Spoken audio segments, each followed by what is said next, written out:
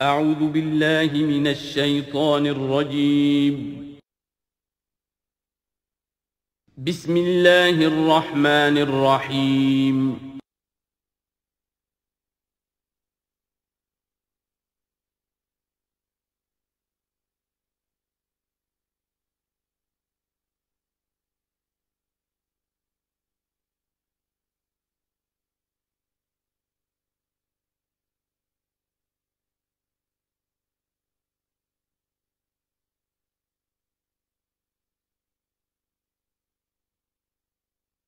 اعوذ باللہ من الشیطان الرجیم بسم اللہ الرحمن الرحیم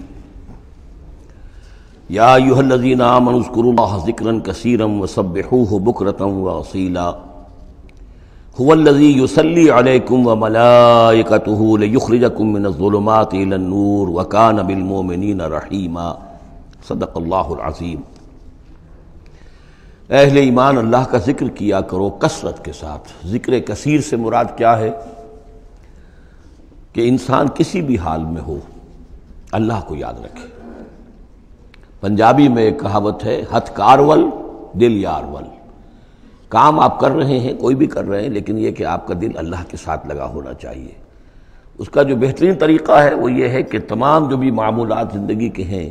ان کے ساتھ ہی حضور صلی اللہ علیہ وسلم سے مسنون دعائیں ہیں۔ گھر میں داخل ہو رہے ہیں تو دعا مانگیے، باہر نکل رہے ہیں تو دعا مانگیے، بازار میں داخل ہو رہے ہیں تو دعا مانگیے، بازار سے باہر آ رہے ہیں دعا مانگیے، بیت الخلاء میں داخل ہو رہے ہیں دعا ہے۔ لیکن آپ کام بھی کر رہے ہیں ساتھ کے ساتھ، کوئی اضافی وقت آپ کا نہیں لگ رہا ہے، لیکن اس میں یہ ہے کہ آپ کا اللہ کے ساتھ ایک رشتہ قائم رہے۔ باقی یہ کہ قرآن سب سے بڑا ذکر ہے، پھر نماز، یہ تو ہم پڑھ چکے ہیں 21ویں پارے کی پہلی آیت، وَاتْلُ مَا أُوحِيَ إِلَيْكَ مِنَ الْكِتَابِ وَأَقِمِ الصَّلَاةَ إِنَّ الصَّلَاةَ تَنْهَىٰ عَنِ الْفَحْشَاءِ وَالْمُنكَرِ وَلَذِكْرُ اللَّهِ أَكْبَرُ۔ تو اللہ کا ذکر کرو کثرت کے ساتھ، وَسَبِّحُوهُ بُكْرَةً وَأَصِيلًا، اور صبح و شام اس کی تسبیح کرتے رہو۔ هُوَ الَّذِي يُصَلِّي عَلَيْكُمْ وَمَلَائِكَتُهُ، وہ تم پر اپنی رحمتیں بھیجتا رہتا ہے، اپنی عنایتیں اور شفقتیں نازل فرماتا رہتا ہے، نہ صرف وہ خود بلکہ اس کے ملائکہ بھی۔ اب یہ دیکھیے وہی لفظ ہے کہ جو حضور کے بارے میں آیا ہے، ان اللہ و ملائکتہ یصلون علی النبی، یقیناً اللہ اور اس کے فرشتے نبی پر رحمتیں بھیجتے ہیں۔ لیکن یہ فرمایا جا رہا کہ ایک عام اہل ایمان کو بھی حصہ ملتا ہے اس میں سے، اللہ کی عنایتیں ہیں، اللہ کی رحمتیں ہیں۔ وہی لفظ استعمال ہو رہا ہے اہل ایمان کے لیے۔ هو الذی یصلی علیکم وملائکتہ لیخرجکم من الظلمات الی النور، وہ اپنی رحمتیں اور عنایتیں نازل فرماتا رہتا ہے، وہ بھی اور اس کے فرشتے بھی، تاکہ نکالیں تمہیں اندھیروں سے روشنی کی طرف۔ وَكَانَ بِالْمُؤْمِنِينَ رَحِيمًا، اور یقیناً اللہ تعالیٰ کے اہل ایمان کے حق میں وہ بہت رحیم ہے۔ تحیتہم یوم یلقونہ سلام، ان کی دعا جو ہے جس روز کہ وہ اللہ سے ملیں گے ہوگا سلام۔ وَأَعَدَّ لَهُمْ أَجْرًا كَرِيمًا، اور اللہ تعالیٰ نے ان کے لیے بہت باعزت اجر فراہم کیا ہوا ہے۔ یا ایھا النبی انا ارسلناک شاہدا ومبشرا ونذیرا وداعیا الی اللہ باذنہ وسراجا منیرا۔ اے نبی، اب یہاں نوٹ کیجئے، اے نبی، ہم نے بھیجا ہے آپ کو۔ یہ نبوت اور رسالت کا کے درمیان جو ربط و تعلق ہے وہ بھی یہاں پر واضح ہو جائے گا۔ جیسے جس کسی شخص نے CSP کا امتحان پاس کر لیا، اب اس کی اپوائنٹمنٹ ہوتی ہے کسی جگہ پر، جاؤ وہاں پر DC لگو، یا وہاں کوئی اور عہدہ جو ہے، ایک ہے اپوائنٹمنٹ، ایک ہے کاڈر۔ نبوت کاڈر ہے، اس کاڈر میں جو آ گئے ہیں، اب ان کو جن کو اللہ ان میں سے چاہتا ہے اپوائنٹ کرتا ہے کسی خاص قوم کی طرف، کسی خاص علاقے کی طرف، تو اس اپوائنٹمنٹ کے بعد وہ اب رسول ہے۔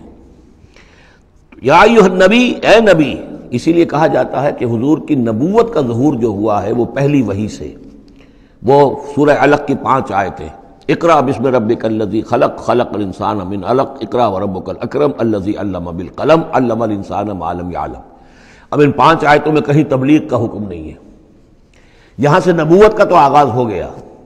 لیکن یہ کہ رسالت کا آغاز ہوا ہے جب آپ کو تبلیغ کا حکم آیا، یا ایھا المدثر قم فانذر وربک فکبر۔ اب یہاں سے رسالت کا آغاز ہوا ہے، تو نبوت اور رسالت کے اس فرق کو ذہن میں رکھیں۔ یا ایھا النبی، اے نبی، ہم نے بھیجا ہے آپ کو شاہداً گواہ بنا کر۔ اب اس پر ہم گفتگو کر چکے ہیں، لتکونوا شہداء علی الناس ویکون الرسول علیکم شہیدا، اور لیکون الرسول شہیدا علیکم وتکونوا شہداء علی الناس، سورہ بقرہ میں آیت آئی اور سورہ حج میں آ چکی ہے. اور مبشر اور نذیر، بشارت دینے والے، خبردار کرنے والے، یہ تو بہت مرتبہ آ چکا ہے، جمع کے صیغے میں، واحد کے صیغے میں. وَدَاعٍ إِلَى اللَّهِ بِإِذْنِهِ، اللہ کی طرف بلانے والے اس کے حکم سے. یعنی ایک داعی اور بھی ہوتا ہے جو اللہ کا کوئی بندہ ہے، کوئی صوفیاء میں سے ہے، کوئی اللہ کا نیک آدمی، وہ بھی لوگوں کو بلا رہا ہے اللہ کے راستے کی طرف. لیکن نبی رسول کا کام یہ ہو جاتا ہے کہ وہ اس پر مامور ہے کہ وہ بلائے. اس میں زمین و آسمان کا فرق ہے کہ ایک ہے کہ حفظان صحت کے اصولوں پر تمام شہریوں کو جو ہے اس پہ خیال رکھنا چاہیے، عمل کرنا چاہیے، گلیوں میں گندگی نہ ہو، یہ نہ ہو، وہ نہ ہو. یہ تو گویا کہ اصول شہریت میں سے ہے. ایک محکمہ ہے جو قائم کیا گیا اسی کام کے لیے، وہ تو مامور ہیں، وہ تو تنخواہ اسی کی لیتے ہیں، لہذا وہ ہم وقت اسی کام کے اوپر لگے ہوئے ہیں. تو اسی طریقے سے دفاع وطن ہے، ویسے تو ہر شہری کا فرض ہے کہ اس کے لیے اپنے آپ کو ہر وقت تیار رکھے، لیکن ایک فوج آپ نے تیار کی ہوئی ہے جو اسی کام کے لیے. تو رسول تو گویا کہ وہ پھر داعی اللہ بإذنہ، اللہ کے حکم سے مامور من اللہ ہو کر پھر وہ جو ہے دعوت دیتا ہے. وسراجا منیرا، اور آپ کو ایک بہت روشن چراغ بنا دیا، چراغ ہدایت. وبشر المؤمنین بان لهم من اللہ فضل کبیرا، اور اہل ایمان کو آپ بشارت دے دیجئے کہ ان کے لیے اللہ کی طرف سے بہت بڑا فضل ہے. ولا تطع الکافرین والمنافقین ودع اذاہم، اور آپ ان کافروں اور منافقوں کی باتیں نہ مانیے، ان کی طرف دھیان بھی مت دیجیے. ودع اذاہم، اور وہ جو کچھ بھی اذیت آپ کو دینا چاہ رہے ہیں، تکلیف پہنچا رہے ہیں، کوفت پہنچا رہے ہیں، دفع کیجیے ان کی ایذاؤں کو. وتوکل علی اللہ، اللہ تعالیٰ پر توکل کیجیے. وکفیٰ باللہ وکیلا، اللہ کافی ہے آپ کے لیے سہارا، اور آپ کی مدد کرنے کے لیے اللہ کافی ہے. یہ کچھ نہیں بگاڑ سکیں گے، جو چاہیں اسکینڈلز اٹھا لیں، جو چاہیں آپ کے خلاف سازشیں کر لیں، آپ کا بال بیکا نہیں کر سکیں گے. یا ایھا الذین آمنوا اذا نکحتم المؤمنات ثم طلقتموہن من قبل ان تمسوہن، اب ایک حکم یہاں پر طلاق کے ضمن میں بھی آ رہا ہے. پہلے آ چکا ہے کہ اگر نکاح ہو چکا ہے کسی سے اور کوئی مہر مقرر نہیں ہوا تھا، لیکن پھر بھی طلاق اگر دے دی ہے تو بہرحال اسے کچھ نہ کچھ مہر جو ہے وہ اس کو کچھ نہ کچھ دے دلا کے رخصت کرنا چاہیے. اور اگر ملاقات سے قبل نکاح دی ہے، طلاق دے دی ہے، مہر مقرر ہو چکا تھا تو آدھا مہر دینا ہوگا. اب یہاں مسئلہ آ رہا عدت کا. یا ایھا الذین آمنوا، اہل ایمان، اذا نکحتم المؤمنات، جب تم مومن خواتین سے نکاح کرو، ثم طلقتموہن من قبل ان تمسوہن، پھر کوئی سبب ایسا ہو جائے کہ اس سے پہلے کہ تمہاری ان سے ملاقات ہو، تم انہیں چھو، انہیں تم طلاق دے دو. فما لکم علیہن من عدۃ تعتدونہا، تو پھر تمہارا کوئی حق نہیں ہے کہ وہ عورت جو ہے عدت کرے اور اس کو تم عدت پوری کرواؤ اس لیے کہ تمہاری ملاقات ہی نہیں ہوئی، کوئی سوال ہی پیدا نہیں ہوتا کہ اس کے رحم میں کوئی بچہ جو ہے اللہ تعالیٰ نے اس کو تخلیق فرما دیا ہو. لہذا عدت تو اس لیے ہوتی ہے کہ یہ بات پوری طریقے سے واضح ہو جائے کہ اس معاملے میں سابق شوہر سے کسی کے اس کے وطن میں کوئی کسی کا حمل نہیں ہے. ومتعوہن، تو انہیں کچھ دے دلا کر رخصت کرو. وسرحوہن سراحا جمیلا، اور اپنے ہاتھ سے رخصت کرنا ہو تو بڑی خوبصورتی کے ساتھ رخصت کرو. یا ایھا النبی انا احللنا لک ازواجک اللاتی آتیت اجورہن، اے نبی ہم نے آپ کے لیے حلال ٹھہرایا ہے آپ کی ان تمام ازواج مطہرات کو جنہیں آپ نے باقاعدہ مہر دیا ہے. وما ملکت یمینک، اسی طرح جو آپ کی ملک یمین ہے، بانیاں ہیں، لونڈیے ہیں.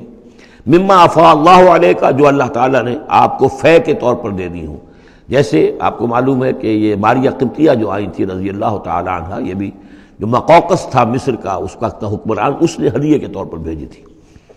وبنات عمک وبنات عماتک، اسی طرح آپ کے لیے نکاح کرنا جائز ہے اپنی چچا کی بیٹیوں سے اور اپنی پھپھیوں کی بیٹیوں سے. وبنات خالک، اور اپنے ماموں کی بیٹیوں سے. وبنات خالاتک، اپنی خالاؤں کی بیٹیوں سے. اللاتی ہاجرن معک، جنہوں نے آپ کے ساتھ ہجرت کی ہے. وامرأۃ مومنۃ، اسی طرح ایک مومن عورت وہ بھی آپ کے لیے حلال ہے کہ آپ اس سے نکاح کریں. ان وہبت نفسہا للنبی، اگر وہ ہبہ کر دیتی ہے اپنا نفس نبی کو، یعنی وہ مہر بھی نہیں مانگتی، وہ کہتی ہے کہ میں اپنے آپ کو ہبہ کر رہی ہوں. ان اراد النبی ان یستنکحھا، اگر نبی کا ارادہ ہو کہ وہ ان سے نکاح کرے. خالصۃ لک من دون المؤمنین، یہ جو ہے رعایت آپ کو دی گئی ہے تمام اہل ایمان سے علیحدہ رکھ کر، یعنی تمام اہل ایمان کے لیے زیادہ زیادہ 4 کی قید ہے، لیکن آپ کے لیے یہ سب جو آپ کے گھروں میں آباد ہیں یہ سب جائز ہیں، ان میں سے کسی کو بھی آپ طلاق نہیں دیں گے، اور 4 کی جو قید ہے وہ آپ پر نہیں ہے. قد علمنا ما فرضنا علیہم من ازواجہم، ہمیں خوب معلوم ہے کہ ہم نے عام مسلمانوں پر کیا کیا چیزیں ان کی بیویوں کے ضمن میں فرض کی ہیں، لازم کی ہیں. کہ ایک وقت میں 4 سے زیادہ کا نکاح نہیں ہو سکتا۔ وما ملکت ایمانہم، اسی طریقے سے جو ان کی لونیاں مانیاں ہیں ان کے بارے میں بھی ہم نے کیا کیا قواعد و ضوابط کا انہیں پابند کیا ہے، لکہ لا یکون علیک حرج، تاکہ آپ پر کوئی تنگی نہ ہو، وکان اللہ غفور الرحیم، اللہ غفور الرحیم ہے۔ اصل میں حضور کا جو تعدد ازدواج کا معاملہ اس میں کئی مصلحتیں تھیں۔ ایک مسئلہ تو یہ بھی تھی، مثلا یہ کہ حضرت عائشہ صدیقہ رضی اللہ تعالیٰ عنہ سے نکاح کی جو مسئلہ سب سے بڑی یہ سامنے آتی ہے کہ ان کا وہ بیوہ ہو گئی ہیں جبکہ ابھی جوان تھی، وہ 18 برس کی عمر تھی جبکہ بیوہ ہو گئی ہیں، لیکن انہیں پھر طویل وقت ملا ہے، وہ معلمہ امت بن گئی ہیں۔ خواتین کے لیے تو وہی معلمہ ہے، جو بھی زن و شوق کے تعلقات ہوتے ہیں اس میں خواتین آ کر مسئلہ پوچھتی تھی تو ام المومنین صدیقہ رضی اللہ تعالیٰ انہیں بتاتی تھی۔ تو طویل امت، اس لیے کہ امت کے لیے تعلیم کا کوئی اور نظام تو نہیں تھا۔ اسی طرح عرب کا جو معاشرہ تھا، قبائلی معاشرہ تھا، اس میں یہ ہوتا تھا کہ کوئی بڑی شخصیت جو ہے اس کے دوسرے جو قبائل ہیں ان کے سرداروں وغیرہ سے کوئی رشتہ داری اگر ہو جائے تو اس سے بھی ایک تقویت حاصل ہوتی تھی اس نظام کو۔ تو یہ مختلف اسباب سے حضور کے لیے خاص طور پر یہ رعایت جو ہے کی گئی ہے کہ جو عام مسلمانوں کے لیے نہیں ہے۔ وکان اللہ غفور الرحیم، یقینا اللہ غفور الرحیم ہے۔ ترجی من تشاء منہن وتؤوی الیہ من تشاء، اور پھر یہ بھی کہ آپ کر سکتے ہیں کہ ان میں سے جس کو چاہیں ذرا اپنے سے دور کر دیں اور جس کو چاہیں اپنے قریب لے آئیں۔ یعنی وہ مساوات بھی حضور پر لازم نہیں تھی، اگرچہ حضور نے کی ہے لیکن وہ مساوات حضور پر لازم نہیں تھی، اس لیے کہ آپ کو یہ اجازت دی گئی تھی کہ اگر اپنی ازواج مطہرات میں سے کسی کو ذرا فاصلے پر کر دیں، ذرا اس سے اپنا وقت وغیرہ دینا کم کر دیں تو کوئی حرج نہیں تھا، آپ پر کوئی اس کی ملامت نہیں تھی اللہ کی طرف سے۔ کسی کو زیادہ آپ اپنے پاس رکھیں یا زیادہ اس کے پاس ٹھہرے تو اس میں بھی کوئی پابندی آپ پر نہیں تھی۔ صاف اجازت دی گئی ہے، ترجی من تشاء، جو دور ذرا کر دے اپنے سے جس کو چاہے، وتؤوی الیک من تشاء، اور جس کو چاہے اپنے پاس قریب کر لو، ومن ابتغیت ممن عزلت، اور جسے آپ نے کہیں ذرا سا اپنے سے پرے کر دیا ہو اگر انہیں دوبارہ قریب اپنے لانا چاہو فلا جناح علیک، تو اس میں بھی آپ پر کوئی حرج نہیں ہے۔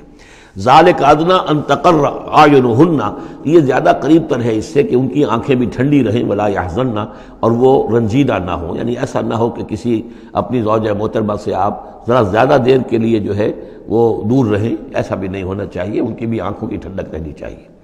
وَيَرْضَيْنَ بِمَا آتَيْتَهُنَّ كُلَّهُنَّ، اور تاکہ وہ سب کی سب راضی رہیں ان چیزوں سے جو آپ انہیں دیتے ہیں۔ حضور کا معاملہ یہ تھا کہ آپ نے کامل مساوات برتی ہے، ناپ تول کے ساتھ، نان نفقہ سب کا برابر، وقت اپنا سب کے ساتھ برابر، باریاں مقرر ہیں اور باریوں پر ہی آپ سب شب باشی فرماتے تھے، آج ان کے پاس ہے، کل ان کے پاس ہے، پرسوں ان کے پاس ہے۔ ایک وقت آپ نے رکھا تھا جب مدینے میں آپ ہوتے تھے تو عصر اور مغرب کے درمیان چند منٹ کے لیے، 5-5 7-7 منٹ کے لیے آپ سب کے ہاں ہو آتے تھے تاکہ سب سے اس روز کی ملاقات ہو جائے۔ باقی یہ ہے کہ شام کو شب باشی، ظاہر بات ہے رات کو کہ ایک کے ہاں ہوتی تھی، اور ہر چیز کے اندر جو ہے حضور نے صلی اللہ علیہ وسلم پوری مساوات کی ہے۔ اور اس پر بھی آپ کہتے تھے اللہم ھذا قسمی فیما املک، اے اللہ جو چیزیں میرے اختیار میں ہیں، جن میں ناپ تول ہو سکتا ہے اس میں تو میں نے برابر کی تقسیم کر دی ہے، فلا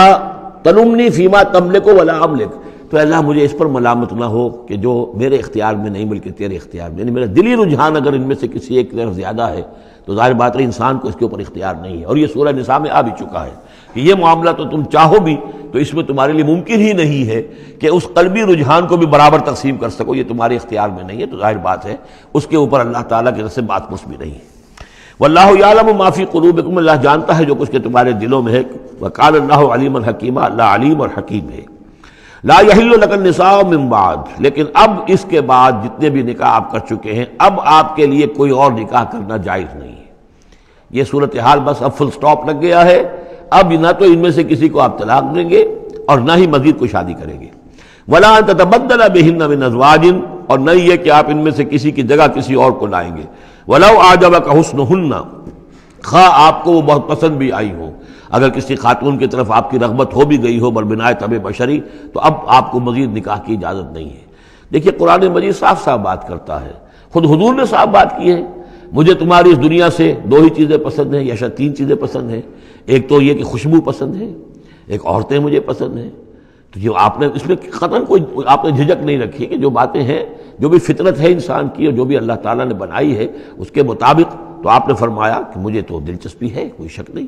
وَلَوْ أَعْجَبَكَ حُسْنُهُنَّ، اگرچہ کوئی آپ کو زیادہ ہی پسند آ جائے، لیکن یہ کہ اب آپ کو اجازت نہیں ہے نکاح کی، إِلَّا مَا مَلَكَتْ يَمِينُكَ، سوائے اس کے کہ جو آپ کی باندھی ہو، کوئی لوڈی ہو، کسی جنگ میں اگر وہ معاملہ ہو جاتا ہے تو اس کا معاملہ علیحدہ ہے، یہ نکاح کا معاملہ ہے۔ حضور کے ہاں دو لونڈیاں ہیں، ماریہ قبطیہ اور ایک حضرت ریحانہ رضی اللہ تعالی عنہما۔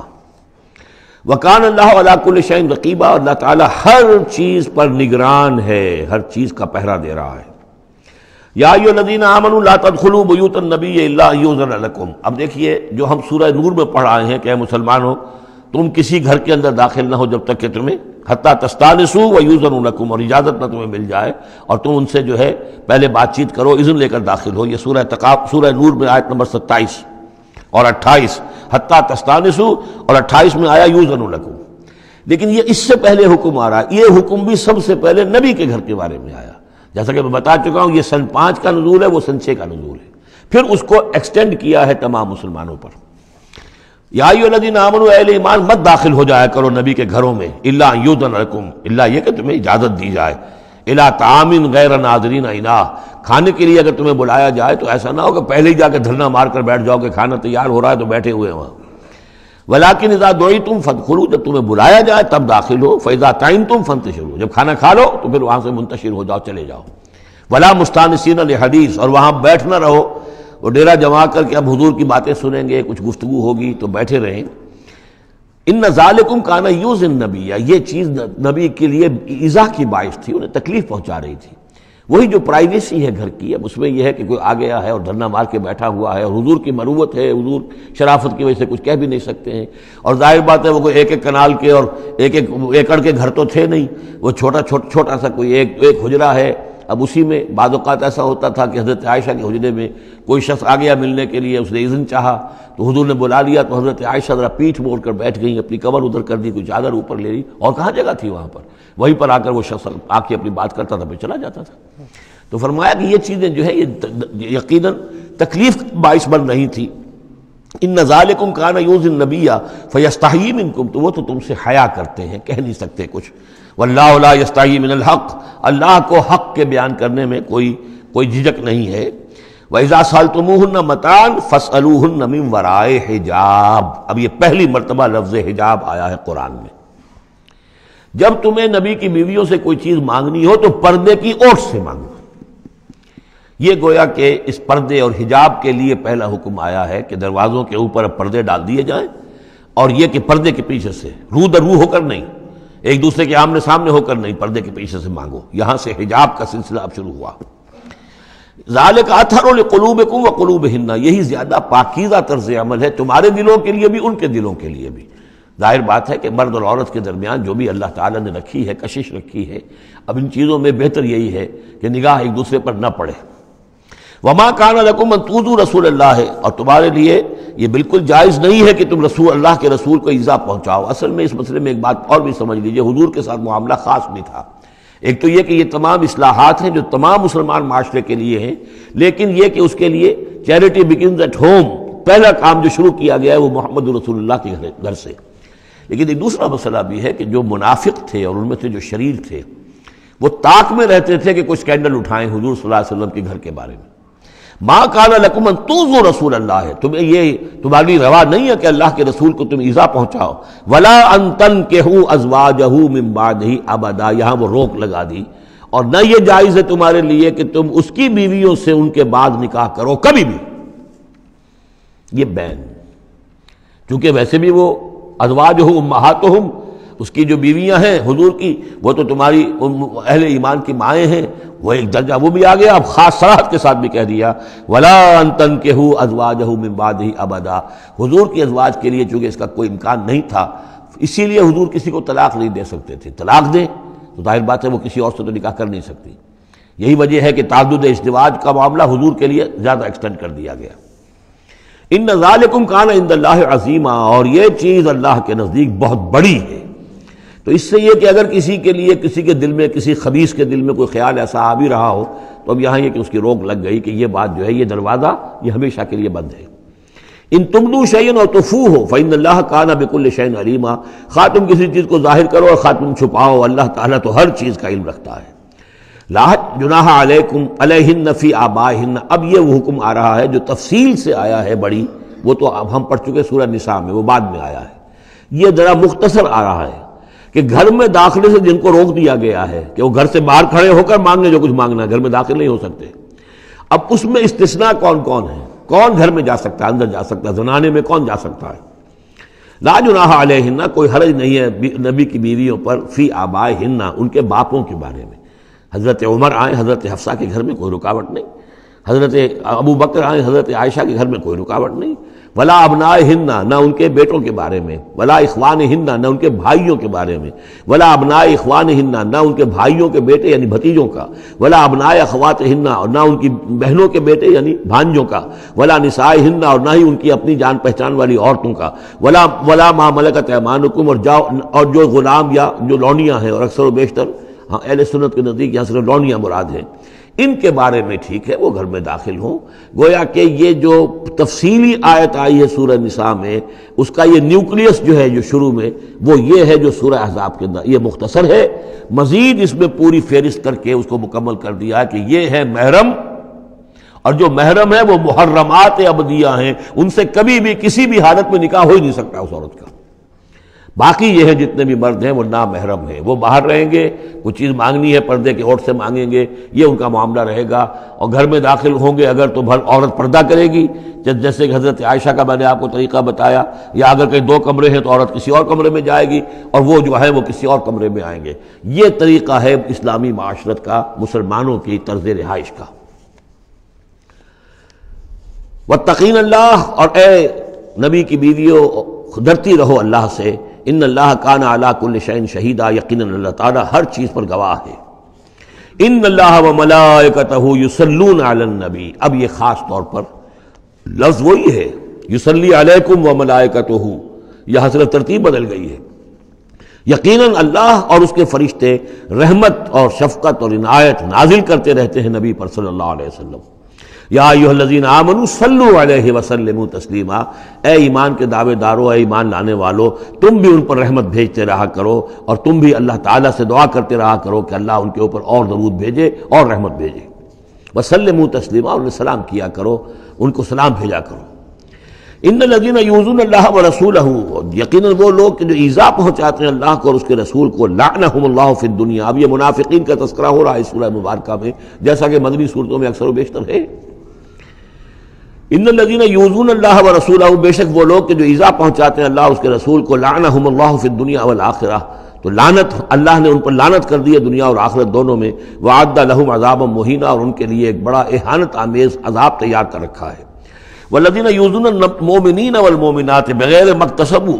اور وہ لوگ کہ جو ایذا پہنچاتے ہیں مسلمان مردوں کو اور مسلمان عورتوں کو بغیر اس کے کہ انہوں نے کوئی گناہ کا ارتکاب کیا ہو، یعنی الزام لگاتے ہیں، سکینڈلز ہیں، خامخواہ کی تہمتیں ہیں اور قذف ہو رہا ہے،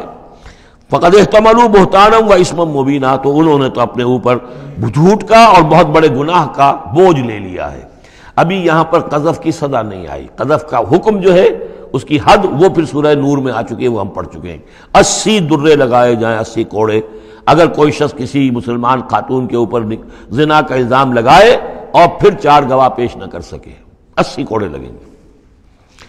یا ایھا النبی قل لازواجک وبناتک ونساء، اب یہ پردے کا اگلا حکم آ رہا ہے۔ ایک تو یہ کہ گھر میں رہو، گھر پہ پردہ ہونا چاہیے، نامحرم پردے کی اوٹ سے بات کرے، جو بھی ضروری بات ہے وہ پردے کی اوٹ سے کرے، رو در روح کر نہ کرے۔ لیکن اب مسئلہ آتا ہے کہ عورت گھر سے باہر نکلے تو کیا ہو؟ آخر ظاہر بات ہے اگرچہ اصولی اعتبار سے عورت کا مقام اس کا گھر ہے، لیکن پھر بھی ضرورت ہو سکتی ہے وہ باہر جائے ضرورت کے تحت، تو اس میں کیا حکم ہے؟ یا ایھا النبی قل لازواجک وبناتک ونساء المؤمنین، اب یہاں پر دیکھیے ایکسٹینڈ کر رہے ہیں ترتیباً، اے نبی کہہ دیجئے اپنی بیویوں سے اور اپنی بیٹیوں سے اور اہل ایمان کی خواتین سے۔ یہ گویا کہ اب اصلاح کا دائرہ جو ہے نبی کے گھر سے نکل کر اب باہر آ رہا ہے تمام اہل ایمان کے لیے۔ کیا کہہ دیجئے؟ یدنین علیہن من جلابیبہن، وہ اپنے اوپر لٹکا لیا کریں اپنی بڑی چادروں کا ایک حصہ۔ دیکھیے جیسا کہ میں نے اس وقت بھی عرض کیا تھا سورہ جب ہم نور پڑھ رہے تھے کہ عرب میں لباس کا یہ خواتین کی لباس کا یہ 2 جز تھے، ایک اوڑھنی ہوتی تھی جو گھر میں اوڑھتی تھی، وہ جیسے اب بھی ہمارے اوڑھنے کا تصور ہے، اس کو کہتے ہیں خمار، اور خمرہن لفظ آیا ان کی جمع جو ہے خمرہن، ولیضربن بخمرہن علی جیوبہن، وہ اپنی ان اوڑھنیوں کا بکل مار لیا کریں اپنے سینوں پر. یہ گھر کے اندر ہوگا. باہر جب نکلتی تھی تو بڑی چادر لے لیتی تھی، اور جو جتنی شریف گھرانے کی ہوتی تھی اتنی ہی وہ اپنے آپ کو اس میں لپیٹ لیتی تھی، لیکن چہرے کے اوپر نہیں ڈالتی تھی. یہاں اس میں صرف یہ اضافہ کیا گیا ہے کہ اس کا ایک حصہ اپنے چہروں پر لٹکا لیا کریں. یہاں سے نقاب کا تصور پیدا ہوا ہے، جو ہمارے ہاں بعض جگہ پر جو ہے خاص طور پہ فرنٹیئر کے علاقے میں اب بھی ہے، وہ چادر لیتی ہیں خواتین، لیکن چادر کا جو حصہ ہے وہ ان کے چہرے کے آگے آیا ہوا ہوتا ہے. یا یہ کہ کسی طریقے سے بس صرف ایک آنکھ کھول کر، خاص طور پر ایران کے اندر اس کا بڑا رواج ہے، ان کو میں نے دیکھا ہے کہ یہ جو ہے اس قدر ایک چادر میں، بڑی چادر میں لپٹی ہوئی ہوتی ہیں دیہاتی خواتین. شہروں کے اندر تو نقشہ ذرا کچھ مختلف ہے. اب وہاں پہ چونکہ یہ بات تقریباً انہوں نے طے کر دی ہے کہ چہرے کا پردہ نہیں ہے، حالانکہ یہ غلط ہے. قرآن میں چہرے کا پردہ ہے. اس حوالے سے وہ جو کہا گیا کہ پردے کی اوٹ سے ان سے بات کی جائے یا مانگا جائے، تو آخری اس کا مطلب یہ کہ چہرہ ہی تو ہے نا جس کو روکا جا رہا ہے. باقی گھر میں جو ازواج مطہرات بغیر لباس کے تو نہیں تھی معاذ اللہ، لیکن یہ کہ چہرے ہی کے پردے کے لیے کہا ہے کہ فَصَلُوهُنَّ مِن وَرَاءِ حجاب، اور حجاب کا لفظ چل رہا ہے اسی کے لیے. لیکن یہ کہ اب یہ حکم دیا گیا کہ آپ ایک چادر کو، جو چادر لے کے آپ نکلتی ہی ہیں باہر، جو بھی شریف خواتین ہیں، وہ چادر کو ذرا اپنے چہروں کے اوپر لٹکا لیا کریں. یہ جلباب کہلاتا تھا، بڑی چادر جو لے کر نکلتے تھے. تو ایک ہے خمار اوڑھنی جس کی جمع ہے خمرہن، خمر. ایک ہے جلباب بڑی چادر جس کی جمع ہے جلابیب، جلابیبہن، وہ اپنی بڑی چادروں کا ایک حصہ اپنے سامنے لٹکا لیا کرے چہرے کے. ذالک ادنیٰ ان یعرفنا، یہ بہتر ہے اور نزدیک تر ہے اس سے کہ ان کو پہچان لیا جائے کہ یہ شریف گھرانے کی خواتین ہیں، کیونکہ وہاں لونڈیاں باندیاں جو ہوتی تھیں ان کے ہاں وہ رواج نہیں تھا. ابھی یہ جو گھر کی خاندانی خواتین ہیں ان کے ساتھ یہ بات شروع کی جا رہی ہے. فلا یؤذین، تو انہیں کوئی ایذا نہ پہنچائی جائے. وکان اللہ غفور الرحیم، اور یقینا اللہ غفور الرحیم ہے. لئن لم ينتهِ المنافقون، اگر یہ منافق باز نہ آئے، والذین فی قلوبہم مرض، اور وہ جن کے دلوں میں روگ ہے، والمرجفون فی المدینہ، اور وہ لوگ کہ جو سنسنی پیدا کرتے ہیں مدینہ کے اندر، ایسی خبریں سکینڈلائز کر کے اور سنسنی پیدا کرتے ہیں کہ یہ بات ہو گئی، فلاں نے یہ کہہ دیا، فلاں نے یہ تہمت لگا دی. لنغرینک، اگر یہ باز نہ آئے تو اے نبی پھر ہم آپ کو اکسا دیں گے، آپ کو اجازت دے دیں گے کہ آپ ان کے خلاف کوئی اقدام کریں. لنغرینک بہم، ہم ان کے اوپر حملہ کرنے کی اور ان کو سزا دینے کے لیے آپ کو کھلی چھوٹ دے دیں گے. ثم لا یجاورونک فیہا الا قلیلا، پھر یہ شہر مدینہ کے اندر آپ کے پڑوسی بن کر نہیں رہ سکیں گے مگر یہ تھوڑا سا وقت جو یہ گزار رہے ہیں. ملعونین، ان پر پھٹکار ہے. اینما ثقفوا اخذوا وقتلوا تقتیلا، جہاں بھی یہ پائے جائیں، پکڑے جائیں اور قتل کیے جائیں، ٹکڑے کر دیے جائیں. لیکن یہ وہ حکم جو ہے یہ ایک اللہ تعالیٰ کی بیزاری اور شدت ناراضگی کا مظہر ہے، لیکن منافقین کے اعتبار سے کبھی اس طرح کا کوئی اقدام حضور کی سیرت میں ثابت نہیں ہے. سنت اللہ فی الذین خلوا من قبل، یہ اللہ کی سنت ہے، اللہ کا طریقہ ہے، اللہ کا قانون ہے. یہ ان قوموں کے بارے میں، امتوں کے بارے میں بھی جو پہلے گزر چکی ہیں. ولن تجد لسنت اللہ تبدیلا، تم نہیں پاؤ گے اللہ کی سنت میں کوئی تبدیلی. یسألک الناس عن الساعہ، اے نبی لوگ آپ سے قیامت کے بارے میں پوچھتے ہیں. قل انما علمها عند اللہ، کہہ دیجئے اس کا علم تو اللہ کے پاس ہے. وما یدریک لعل الساعۃ تکون قریبا، اور تمہیں کیا معلوم ہو سکتا ہے کہ قیامت قریب آ چکی ہو. ان اللہ لعن الکافرین وعد لهم سعیرا، اللہ نے کافروں پر لعنت فرمائی ہے اور ان کے لیے دہکتی ہوئی آگ تیار کر رکھی ہے. خالدین فیہا ابدا، اس میں رہیں گے ہمیشہ ہمیش. لا یجدون ولیا ولا نصیرا، نہیں پائیں گے کوئی حمایتی اور نہ مددگار. یوم تقلب وجوہہم فی النار، جس دن کے وہ اوندھے کر دیے جائیں گے آگ میں. یقولون یا لیتنا اطعنا اللہ واطعنا الرسولا، اس وقت کہیں گے کہ ہائے کاش کہ ہم نے اطاعت کی ہوتی اللہ کی اور اطاعت کی ہوتی اس کے رسول کی. وقالوا ربنا انا اطعنا سادتنا وکبراءنا فاضلونا السبیلا، وہ کہیں گے اے اللہ ہم نے تو اپنے سرداروں اور اپنے جو بڑے چودھری تھے ان کی اطاعت ہم نے کی، ان کا کہنا مانا، ان کے کہے پر چلے، بس انہوں نے ہمیں صحیح راستے سے بھٹکا دیا. ربنا آتہم ضعفین من العذاب، اے اللہ ان کو دگنا عذاب دے. ولعنہم لعنا کبیرا، اور ان پر لعنت فرما بہت ہی بڑی لعنت. یا ایھا الذین آمنوا لا تکونوا کالذین آذوا موسیٰ وبرأہ اللہ مما قالوا، اہل ایمان ان لوگوں کے مانند نہ ہو جاؤ کہ جنہوں نے موسیٰ کو اذیت دی تھی. دیکھیں موسیٰ کو ایک اذیت تو وہ تھی جو ہم سورہ مائدہ میں پڑھائے ہیں کہ جب موسیٰ نے کہا علیہ الصلوۃ والسلام کہ اب اللہ کی راہ میں جنگ کرو، اور پوری قوم نے انکار کر دیا. ظاہر بات ہے کہ جو آپ پر بیزاری طاری ہوئی جس پر آپ نے کہا کہ رب انی لا املک الا نفسی واخی فافرق بیننا وبین القوم الفاسقین، تو اس سے اندازہ ہو رہا ہے کس قدر آپ کو تکلیف پہنچی ہے۔ ایک بات روایات میں آتا ہے کہ آپ پر کچھ جسمانی عیب بھی لگایا گیا تھا، وہ اپنی حیا اور شرم کی وجہ سے وہ اپنا لباس جو ہے وہ خاص طور پر اکثر و بیشتر کبھی بھی آپ عریاں نہیں ہوتے تھے، جو ان کے ہاں جو رواج تھا ان میں یہ ہے کہ اتنا لحاظ نہیں رکھتے تھے، لیکن یہ کہ اب انہوں نے یہ کہنا شروع کر دیا کہ کوئی عیب ہے ان کے اندر جسمانی طور پر جس کی وجہ سے یہ اتنے شرم اور حیا کا مظاہرہ کرتے ہیں۔ بہرحال اللہ تعالیٰ نے اس کے لیے ایک سبیل پیدا کی، ایک لمبا قصہ ہے کہ جو احادیث میں موجود ہے۔ تو فرمایا تو اب یہ ہے ذاتی قسم کی ایذا، اور میں سمجھتا ہوں کہ وہ حدیث جو اندر جو واقع ہے وہ صحیح ہے، اس لیے کہ یہاں بھی ذاتی قسم کی ایذا ہے جس کا تذکرہ ہو رہا ہے کہ حضور کو حضور کے ازواج مطہرات کے حوالے سے کوئی اس طرح کا سکینڈل اٹھا کر جو ہے تو وہ تو تکلیف، جیسے کہ سورہ نور میں ہم پڑھ آئے ہیں کہ کس قدر دن آپ پر سخت گزرے ہیں وہ، جبکہ حضور حضرت عائشہ پر جو ہے وہ تہمت لگائی گئی تھی۔ تو یا ایھا الذین آمنوا لا تکونوا کالذین آذوا موسیٰ، ان لوگوں کے مانند نہ بن جاؤ کہ جنہوں نے موسیٰ کو اذیت دی تھی، فبرأہ اللہ مما قالوا، تو اللہ تعالیٰ نے انہیں بری ثابت کیا، ان کی ثابت کر دیا کہ ان میں وہ عیب نہیں ہے جو انہوں نے ان پر لگایا تھا۔ وکان عند اللہ وجیہا، اور وہ تو اللہ کے نزدیک بہت وجیح انسان تھے، صاحب حیثیت، صاحب وجاہت۔ یا ایھا الذین آمنوا اتقوا اللہ وقولوا قولا سدیدا، اہل ایمان اللہ کا تقوی اختیار کرو اور بات کرو سیدھی، خاص طور پر یہ گھریلو زندگی کے اندر چونکہ یہ معاملات ہو رہے ہیں تو یہ کہ گھریلو زندگی میں خاص طور پر انسان جو ہے زبان کا استعمال جو ہے اس میں محتاط رہے۔ یصلح لکم اعمالکم، اللہ تعالیٰ تمہارے سارے اعمال درست کر دے گا، ویغفر لکم ذنوبکم، اور اگر کبھی کسی نسیان یا کسی جذبات کے رو میں کوئی غلطی ہو جائے گی تو اللہ تعالیٰ تمہاری خطائیں بخش بھی دے گا۔ وَمَن يُطِعِ اللَّهَ وَرَسُولَهُ فَقَدْ فَازَ فَوْزًا عَظِيمًا، اور جو کوئی بھی اللہ اور اس کے رسول کی اطاعت پر کاربند ہو گیا اس نے تو بہت بڑی کامیابی حاصل کر لی۔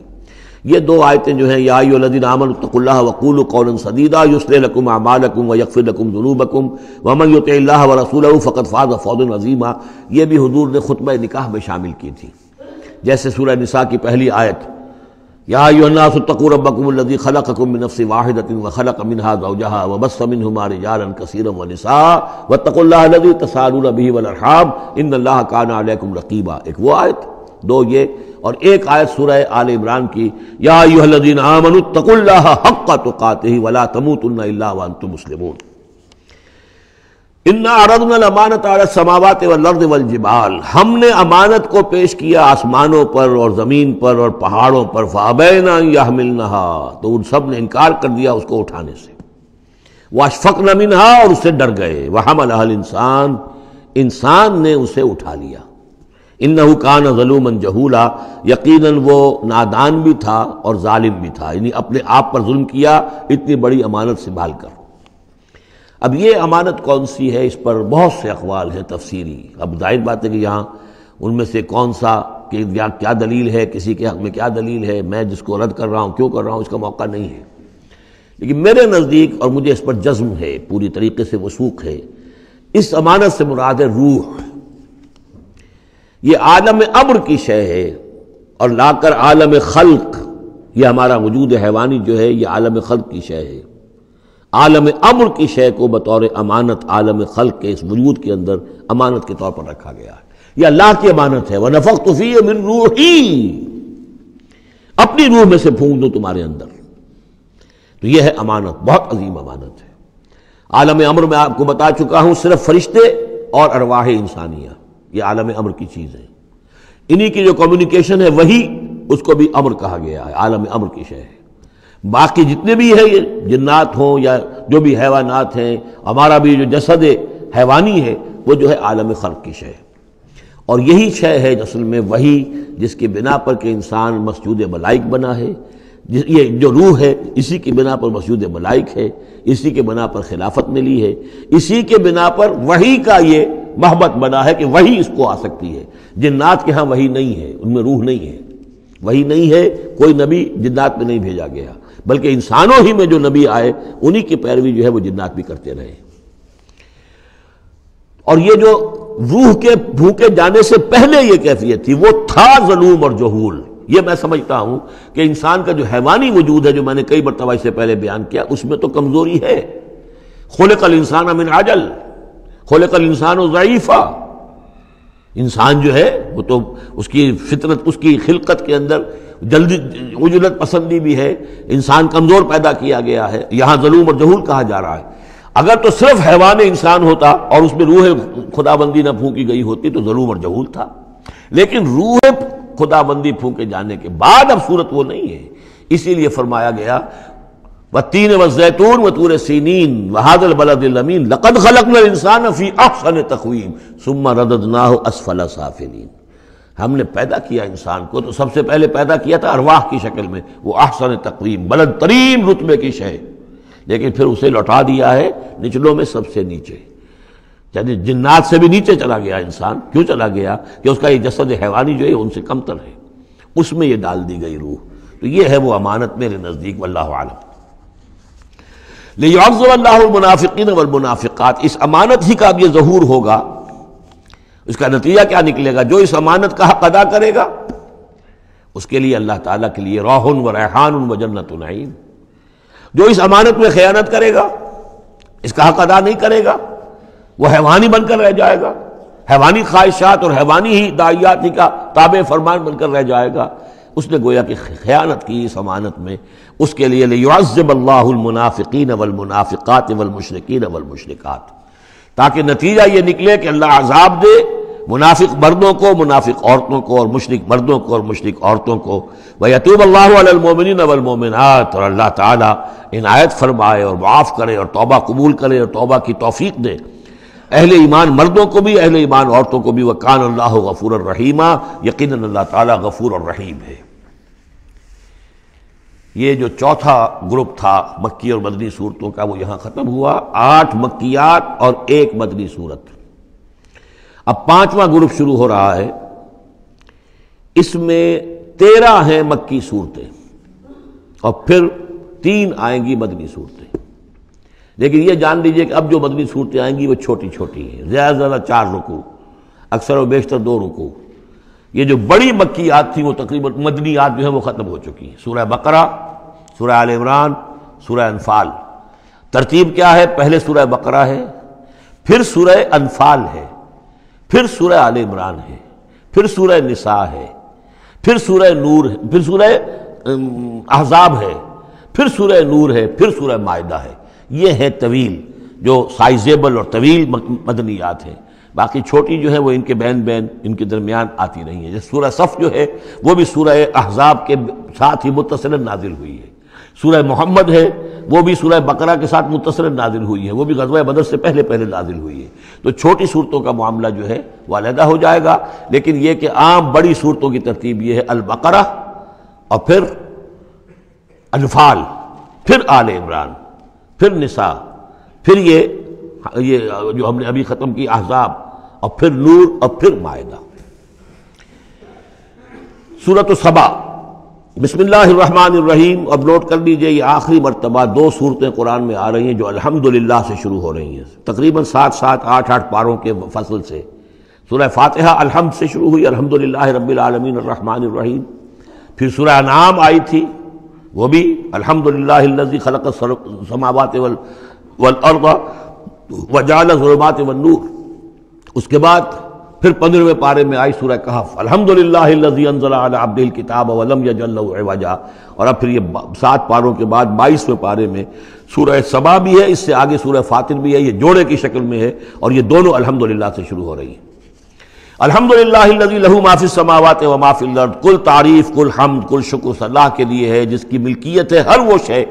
وہ سب کچھ جو آسمانوں میں ہے اور وہ سب کچھ جو زمین میں ہے۔ وَلَهُ الْحَمْدُ فِي الْآخِرَةِ، اور آخرت میں بھی اسی کے لیے حمد ہوگی۔ وَهُوَ الْحَكِيمُ الْخَبِيرُ، اور یقیناً وہ سب کچھ جاننے والا ہے، باخبر ہے اور کمال حکمت والا۔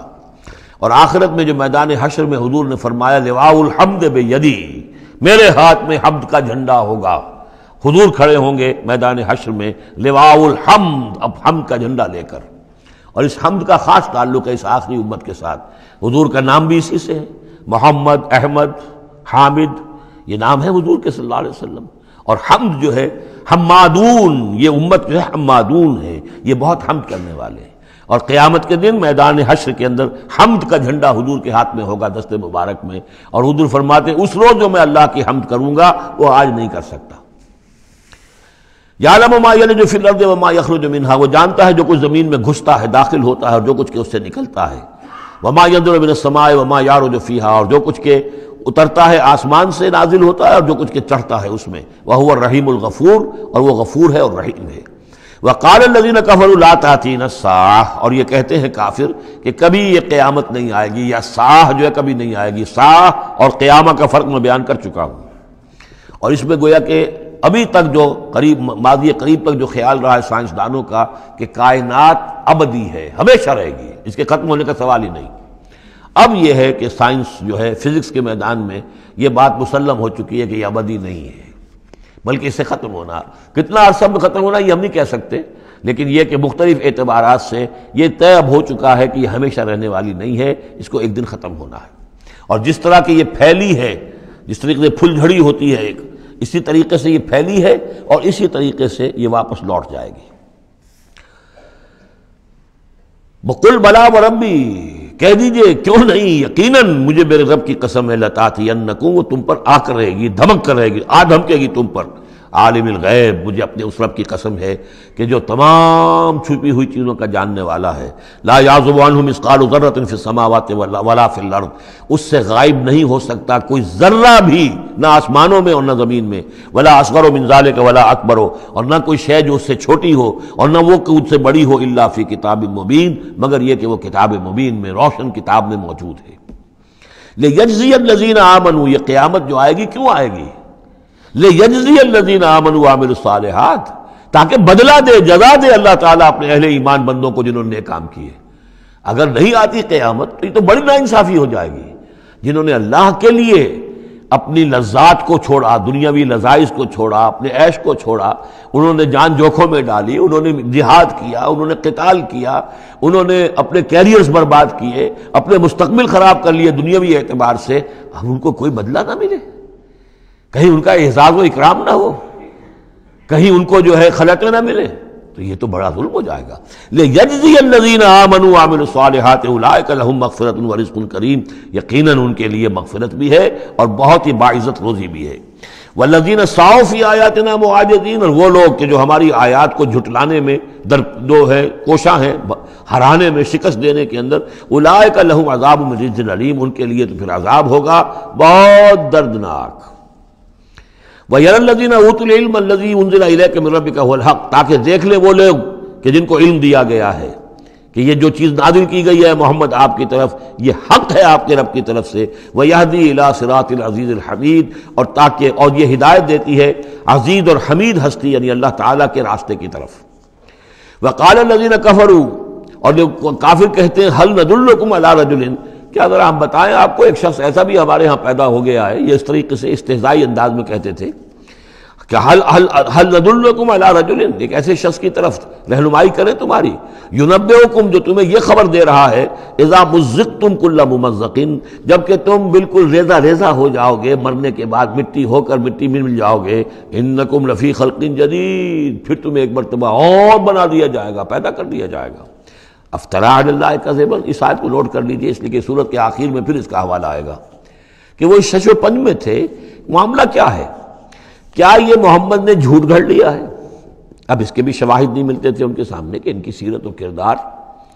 آخر 40 برس جو ہمارے مابین انہوں نے گزارے ہیں، الصادق الامین، ہم نے خود خطاب دیا ان کو۔ تو افترا علی اللہ کذبا، کیا انہوں نے اب اتنی بڑی جسارت کی ہے کہ کوئی چیز گھڑ کر جھوٹ موٹ اللہ کی طرف جو ہے وہ منسوب کر دی ہے؟ ام بہی جنہ، یا یہ کہ ان پر کوئی جنون ہو گیا ہے، وہ دماغی توازن کھو بیٹھے ہیں، یا کوئی آسیب کا سایہ آ گیا ہے۔ یعنی ظاہر بات ہے کہ آسیب کا سایہ ہو گیا ہے، اور کوئی اگر ان کو جنون کا عارضہ ہو گیا تو پھر تو یہ پھر ملامت نہیں ہے، پھر تو آدمی کہہ دیتا ہے جو بھی چاہے کہہ دے۔ اس نے جان بوجھ کر تو جھوٹ نہیں بولا، دیوانہ آدمی جو ہے وہ جان بوجھ کر جھوٹ نہیں بول رہا ہوتا، جو منہ میں آیا کہہ رہا ہے۔ تو ہو سکتا ہے تو یہ ان کے درمیان گویا کہ ایک انہیں اس میں ابھی شش و پنج ہے۔ یہ جیسا کہ میں نے آپ چرچ کیا نا، یہ صورتیں وہ ہیں کہ جو درمیانی 4 سالوں کی ہیں، آخر میں آ کر جو بھی وہ پوری طرح پولرائزیشن ہو گئی تھی وہ تو ہم پڑھ چکے ہیں۔ 14 جمع 2 16 صورتیں تقریباً، ان میں سے ایک نکال دیجیے سورہ ہجر، تو 15 صورتیں وہ ہیں کہ جو آخری 4 سال جو ہیں آپ کے قیام مکہ کے اس دور کے ہیں۔ اور یہ جو 2 گروپ ہیں درمیانی مکی صورتوں کے، یہ ہیں درمیانی 4 سال۔ ان میں سے بھی سورہ شعراء کو نکال دیجئے کہ وہ ابتدائی دور کی صورت ہے، باقی یہ تقریباً سب کی سب وہ صورتیں ہیں۔ تو اب ان کے اندر بھی خود بھی ایسے لوگ تھے کہ جو شش و پنج میں تھے کہ ہوا کیا، ماجرا کیا ہے، کیا واقعی محمد نے اتنے سچے صادق الامین انسان نے جھوٹ گھڑ لیا؟ یہ بات بھی کوئی سمجھ میں نہیں آتی، اور کیا ان کو اوپر کوئی دیوانہ پن طاری ہو گیا ہے، کوئی جنون کا عرصہ ہو گیا، یہ اس کے بھی شواہد نظر نہیں آ رہے۔ بل الذین لا یؤمنون بالآخرۃ فی العذاب، بلکہ یہ وہ لوگ کہ جو آخرت پر یقین نہیں رکھتے وہ عذاب میں آئے ہوئے ہیں، ان کی جان اس ضیق میں پھنس گئی ہے، والضلال ہے، اور وہ اس میں یعنی گمراہی کے اندر پڑ گئے ہیں بڑی دور کی، اور ان کی سمجھ میں جو بات آ نہیں رہی ہے، اگر آخرت کا انہیں یقین ہوتا تو یہ بات ان کو سمجھ میں آ جاتی۔ افلم یروا الی ما بین ایدیہم وما خلفہم، تو کیا انہوں نے دیکھا نہیں جو کچھ ان کے سامنے ہے اور جو کچھ ان کے پیچھے ہے، من السماء والارض، آسمانوں اور زمین میں سے۔ سامنے کیا ہے؟ آپ کائنات کو دیکھتے ہیں، یہ سب آپ کے سامنے ہے۔ پیچھے کیا ہے؟ تاریخی شواہد جو ہیں وہ آپ کے پیچھے ہیں۔ تو یہ جو ایام اللہ کے ذریعے سے تذکیر ہوتی ہے یہ ہے پیچھے، اور جو آلاء اللہ سے جو تذکیر ہوتی ہے یہ ہے سامنے کی شے۔ تو انہوں نے کیا دیکھا نہیں؟ ان نشاء نخسف بہم الارض، اگر ہم چاہیں تو ان کو زمین میں دھسا دیں، اور نسقط علیہم کسفا من السماء، اور اگر ہم چاہیں تو ان پر آسمان کا کوئی ٹکڑا گرا دیں۔ ان فی ذلک لآیۃ لکل عبد منیب، یقیناً اس میں نشانی ہے ہر اس شخص کے لیے، ہر اس بندے کے لیے جو اللہ کی طرف رجوع کرے۔ وَلَقَدْ آتَيْنَا داؤد مِنَّا فَضْلًا، اور ہم نے داؤد کو، حضرت داؤد حضرت سلیمان دونوں کا ذکر آیا تھا اس سے پہلے سورہ نمل میں، لیکن وہاں حضرت داؤد کا ذکر بہت ہی مختصر پہلی آیت میں تھا، باقی سارا معاملہ پھر حضرت سلیمان کا تھا۔ لیکن یہاں اب ذرا حضرت داؤد علیہ السلام کی شخصیت کو زیادہ اور ان کا ایک واقعہ بیان کیا جا رہا ہے۔ وَلَقَدْ آتَيْنَا داؤد مِنَّا فَضْلًا، اور ہم نے داؤد کو اپنی طرف سے اپنے خاص خزانہ فضل سے بڑا فضل عطا کیا تھا۔ یا جبال اوبی معہ والطیر، اور ہم نے حکم دے دیا تھا پہاڑوں کو بھی اور پرندوں کو بھی کہ ان کے ساتھ آواز میں آواز ملا کر حمد کے ترانوں میں ان کے ساتھ شامل ہو جائیں۔ یہ تعویب کہتے ہیں ترجیح، لوٹانا۔ جیسے کہ کسی وقت کوئی گانا ہو رہا ہے تو گانے میں کوئی ایک بول ہوتا ہے جو بار بار آتا ہے، اور یہ کہ اس کو پھر بہت سے لوگ مل کر گاتے ہیں، کوئی ایک گانے والا ہے یا گانے والی ہے، عام گانا مین تو اس کا ہے، لیکن کوئی درمیان میں ایسی چیز آتی ہے کہ جس کو وہ سب کے سب مل کر آواز میں پھر اس کو دہراتے ہیں، یہ ہے تعویب۔ تو اللہ تعالیٰ نے حکم دے دیا تھا یا جبال ہو، اے پہاڑ، اور اوبی معاہو، اس کے ساتھ تم اپنی آواز ملاؤ اور اس کے ساتھ اس ترانہ حمد میں شریک ہو جاؤ، والطیر، اور اے پرندو تم بھی، وَعَلَنَّا لَهُ الْحَدِيدَ، اور ہم نے اس کے لیے نرم کر دیا لوہے کو، ان اعمل سابغات، کہ اے داؤد ہم نے تمہیں یہ کام سکھا دیا ہے، لوہا اب تمہارے لیے آسان کر دیا ہے، نرم کر دیا ہے، اب اس سے بناؤ زرہیں کشادہ، وقدر فی السرد، اور جو زرہ بنانے میں اب جوڑ بنانے پڑتے ہیں تو اس کے لیے یہ ہے کہ اس میں جوڑ کڑیاں ملاؤ بڑی حساب کے ساتھ، وقدر فی السرد وَعَمَلُوا صَالِحًا، اور نیک عمل کیا کرو، انی بما تعملون بصیر، یقیناً ہم جو کچھ تم کر رہے ہو اسے دیکھ رہے ہیں۔ وَلِسُلَيْمَانَ الرِّيحُ غُدُوُّهَا شَهْرٌ وَرَوَاحُهَا شَهْرٌ، اور ہم نے ریحا، وَلِسُلَيْمَانَ الرِّيحَ، اور ہم نے حکم دے دیا تھا ہوا کو اور مسخر کر دیا تھا سلیمان کے لیے کہ صبح کو وہ چلتی تھی تو 1 مہینے کی مسافت تک حضرت سلیمان کو لے جاتی تھی، یعنی عام حالات میں جو ان کا اس زمانے کے جو بھی ٹرانسپورٹ کے اور جو بھی مینز آف کمیونیکیشن تھے، تو 1 مہینے میں جو مسافت طے ہو سکتی تھی وہ تیز ہوا جو حضرت سلیمان کے حکم سے چلتی تھی، تو صبح کے وقت وہ صرف ایک صبح میں وہ اتنی دور تک سفر کرا دیتی تھی۔ وَرَوَاحُهَا شَهْرٌ، اور اسی طریقے سے شام کی منزل بھی 1 مہینے کی مسافت۔ وَأَصَلْنَا لَهُ عَيْنَ الْقِطْرِ، اور ہم نے اس کے لیے جاری کر دیا تھا ایک چشمہ پگھلے ہوئے تانبے کا۔ وَمِنَ الْجِنِّ، اور جنات میں سے ہم نے ان کے تابع کر دیے تھے، مسخر کر دیے تھے، مَن يَعْمَلُ بَيْنَ يَدَيْهِ، جو ان کے سامنے مشقت کرتے تھے، مزدوری کرتے تھے، ان سے کام لیتے تھے حضرت سلیمان بِإِذْنِ رَبِّهِ، اپنے رب کے اذن سے۔ وَمَن يَزِغْ مِنْهُمْ عَنْ أَمْرِنَا، اور جو کوئی بھی ان میں سے ہمارے حکم سے کوئی سرتابی کرتا تھا، ٹیڑھا ہوتا تھا، نُذِقْهُ مِنْ عَذَابِ السَّعِيرِ، ہم اس کو عذاب چکھاتے تھے، بہت جلا دینے والا عذاب۔ یعملون لہ، اور یہ شیاطین، یہ جن جو کیا کرتے تھے ان کے لیے، یعملون لہ ما یشاء، ہر عمل کرتے تھے اور وہ چیزیں بناتے تھے جو وہ چاہتے تھے، من محاریب، بڑی بڑی عمارتیں بناتے تھے، بتماثیل، بڑے بڑے مجسمے بناتے تھے۔ اب یہ تماثیل کا بنانا جو ہے شریعت محمدی میں حرام ہو چکا ہے، لیکن یہ کہ معلوم ہوتا ہے کہ اس وقت تک اس کے اندر حرمت نہیں تھی۔ جفان کا جواب، اتنے بڑے بڑے کڑھائے ہوتے تھے لگن کہ جیسے کہ وہ تالاب ہیں، اور قدور الراسیات، اور اتنی بڑی دیگیں ہوتی تھی جو ہل نہیں سکتی کہیں، بس وہ مستقل طور پر چولہوں کے اوپر رکھ دی گئی تھی۔ اس قسم کی دیگ سنا ہے کہ اجمیر شریف میں ہے، وہاں جو شیخ معین الدین اجمیری رحمۃ اللہ علیہ کا جو مزار ہے، تو وہاں وہ دیگیں ہیں بہت بڑی بڑی، جن کے اندر جو ہے وہ تو پھر انسان اس کے اندر داخل ہو کر پھر وہاں سے بھر بھر کے وہ لوگوں کو دیتے ہیں، اس لیے کہ وہاں جو ہجوم ہوتا ہے تو اس کے لیے اتنا بندوبست وہاں کیا گیا ہے۔ تو ایک نشانی اگر کسی کو دیکھنی ہو تو وہاں جا کر دیکھ لے۔ لیکن حضرت سلیمان کے لیے یہ جنات کے ذریعے سے اللہ تعالیٰ نے یہ سارا کام فراہم کر دیا تھا۔ اعملوا آل داؤد شکرا، اے داؤد کے گھر والوں، کیونکہ حضرت داؤد کے بیٹے حضرت سلیمان، تو ان سے کہا جا رہا ہے عمل کرو اور احسان مان کر ہماری نعمتوں کا حق ادا کرتے ہوئے، وقلیل من عبادی الشکور، اور واقعہ یہ ہے کہ ہمارے بندوں میں سے، میرے بندوں میں سے شکر کرنے والے کم ہی ہیں۔ فلما قضینا علیہ الموت، جب ہم نے ان پر موت طاری کر دی، ما دلہم علی موتہ، تو ان جنات کو اس کی موت کی خبر نہ ہو سکی، نہیں مطلع کیا اس کی موت پر جنات کو، الا دابۃ الارض، مگر یہ جو گھن ہے دیمک، اس نے، زمین کا کیڑا، تاکل من ساعتہ، کہ وہ کھا گیا اس کو، اس کی وہ جو عصا تھا، وہ جان قبض ہو چکی ہے، انتقال کر گئے، لیکن وہ کھڑے رہے وہاں پر، اور جب وہ عصا جو ہے وہ دیمک چٹ کر گئی اور وہ عصا گرا، ٹوٹا، اور پھر حضرت جو سلیمان کی جو کا جسد جو ہے وہ گرا، تو انہیں معلوم ہوا۔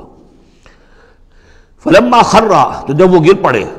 تبینت الجن، تو اب معلوم ہو گیا جنات کو، اللہ کانوا یعلمون الغیب، اگر انہیں علم غیب حاصل ہوتا، ما لبثوا فی العذاب المہین، تو وہ اس عذاب مہین میں نہ رہتے اتنے عرصے تک۔ وہ یہی سمجھ رہے تھے کہ یہ کھڑے ہوئے ہیں سلیمان، لہذا جو بھی کام لگا رکھا ہے وہ کام کر رہے ہیں۔ لقد کان لسبع فی مسکنہم آیہ، اسی طرح قوم سبا کے لیے بھی ان کے مسکن میں، ان کے وطن میں ہماری ایک نشانی تھی۔ یہ قوم سبا یمن میں آباد تھی، اور ان کے ہاں یوں سمجھیے کہ 2 سلسلے باغات کے چلے گئے تھے سینکڑوں میل تک، اور بہت عمدہ باغات، پہاڑی علاقہ ہے، بہت بند بنائے تھے انہوں نے، اور یہ کہ یہ تقریباً 800 قبل مسیح کے زمانے میں یہ بند بنائے گئے ہوں، حضرت مسیح سے 800 برس قبل، اور ایک بہت بڑا بند تھا سد معارب۔ لیکن یہ کہ پھر اس قوم کے اندر ناشکری پیدا ہوئی، پھر جو بھی ہوتا ہے زوال اخلاقی اور دینی مذہبی جو آیا، اس کے نتیجے میں اللہ تعالیٰ نے اسی بند کا جو ہے ان کے اوپر سیلاب، جیسے خدا نہ خواستہ آج بھی کوئی بڑا ڈیم جو ہے اگر ٹوٹ جائے تو کیا ہوگا، کیا قیامت آئے گی، کس تیزی کے ساتھ پانی آئے گا، اور کتنی اونچی پانی کی دیوار جو ہے وہ آئے گی، اس طرح کا عذاب آیا اور بہت ہلاک کر دیے گئے۔ اور یہ کہ پھر اس کے بعد جو ہے وہ باغات نہ رہے، بلکہ وہاں پر بس صرف جیسے جنگلوں میں ہوتا ہے کچھ یہ پیلو اور وغیرہ چیزیں جو ہوتی ہیں، ڈیلے، یہ جھاڑیوں میں لگ جاتی ہیں کچھ چیزیں، اور میکسیمم یہ کہ کچھ بیر باقی رہ گئے، باقی ساری نعمتیں اللہ نے ان سے سلب کر لی، چونکہ انہوں نے شکر نہیں کیا، انہوں نے ناشکری کی۔ حال ہی میں میرا ذہن اس آیہ مبارکہ کی طرف منتقل ہوا ہے پاکستان کی تاریخ کے حوالے سے، کہ جنتین، اللہ نے ہمیں بھی 2 باغ دیے تھے، ایک مشرقی پاکستان، ایک مغربی پاکستان، لیکن جو صورتحال ہوئی ہے، اور کتنی خوشحالی تھی ابتدا میں دونوں جگہ، اور اب کیا حال ہے دونوں جگہ،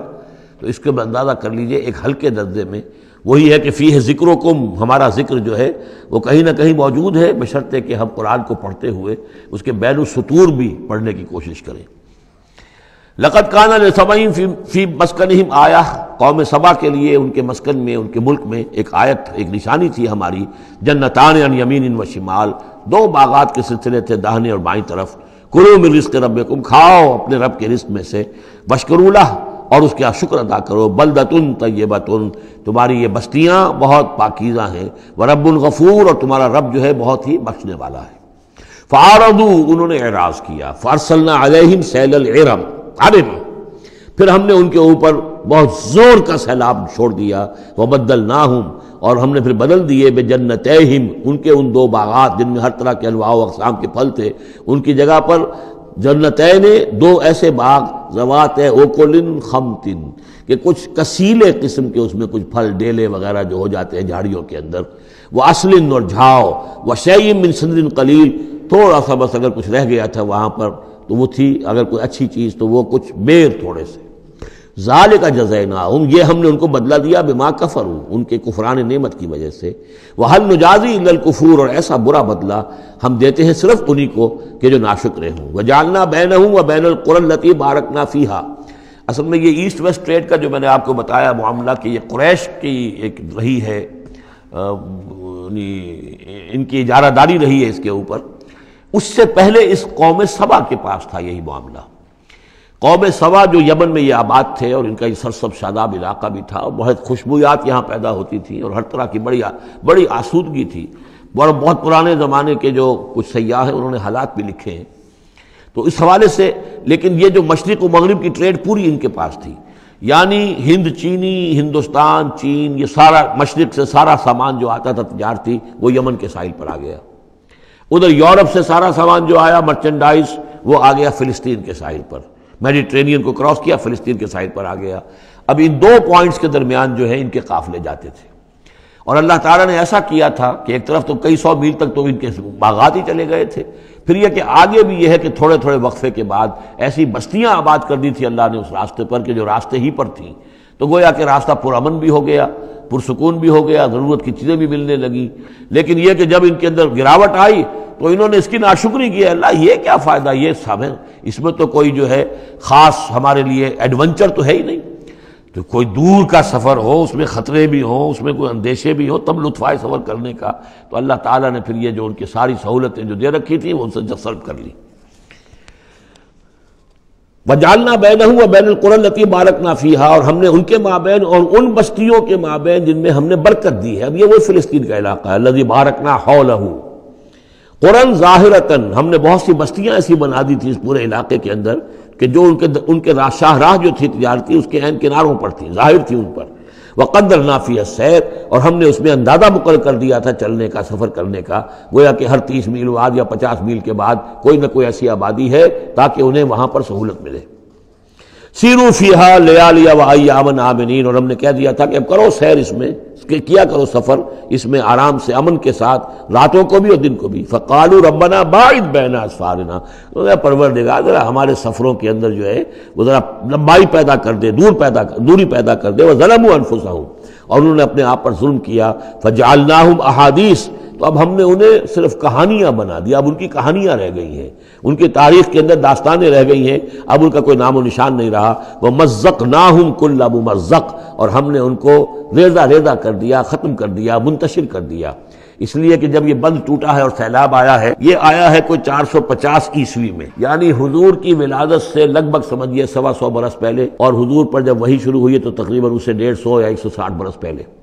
اور اس کے بعد سے پھر قریش کو یہ ساری تجارت جو ہے مل گئی۔ اب ان کے قافلے جاتے تھے شمال اور جنوب میں، یمن اور فلسطین کے مابین، تو اس لیے یہ زیادہ حضور صلی اللہ علیہ وسلم کی پیدائش سے اور آپ کے زمانے سے زیادہ پرانا واقعہ نہیں ہے۔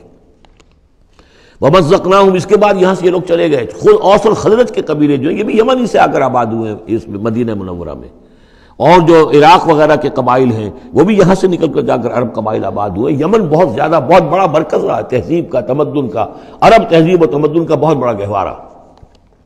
ان فی ذلک لآیات لکل صبار شکور، یقیناً اس میں نشانیاں ہیں ان لوگوں کے لیے جو صبر کرنے والے اور شکر کرنے والے ہیں۔ وَلَقَدْ صَدَّقَ عَلَيْهِمْ إِبْلِيسُ ظَنَّهُ، اور یقیناً ابلیس نے ان کے بارے میں اپنے اس گمان کو سچا کر دکھایا۔ فَاتَّبَعُوهُ إِلَّا فَرِيقًا مِّنَ الْمُؤْمِنِينَ، تو ان سب نے ہی پیروی کی اس ابلیس کی سوائے تھوڑا سا ایک جماعت اہل ایمان کی۔ وَمَا كَانَ لَهُ عَلَيْهِمْ مِّن سُلطان، لیکن اس ابلیس کو ان پر کوئی اختیار حاصل نہیں تھا۔ الا لنعلم من یؤمن بالآخرۃ، یہ تو ہم نے جو اس کو مہلت دے رکھی ہے کہ وہ ورغلائے، دھوکہ دے، سبز باغ دکھائے، وہ بھی اس لیے تاکہ ہم دیکھ لیں، واضح ہو جائے کون ہے کہ جو آخرت پر یقین رکھتا ہے، ممن ہوا منہا فی شک، ان سے علیحدہ کر لیں ہم ان کو کہ جو آخرت کے بارے میں شک میں مبتلا ہے۔ وَرَبُّكَ عَلَىٰ كُلِّ شَيْءٍ حَفِيظٌ، اور یقیناً آپ کا پروردگار جو ہے وہ ہر چیز پر نگران اور نگہبان ہے۔ بارک اللہ لی ولکم فی القرآن العظیم ونفعنی وإیاکم بالآیات والذکر الحکیم۔